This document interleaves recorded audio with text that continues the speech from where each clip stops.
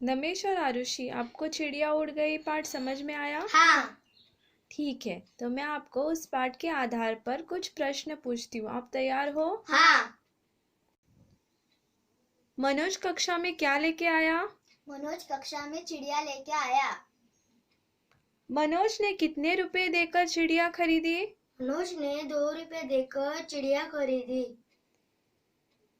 मनोज चिड़िया को कहाँ रखना चाहता था? मनोज चिड़िया को पिंजरे में रखना चाहता था। मनोज ने चिड़िया को कहाँ उड़ा दिया? मनोज ने चिड़िया को स्कूल के बाहर उड़ा दिया। बहुत अच्छा।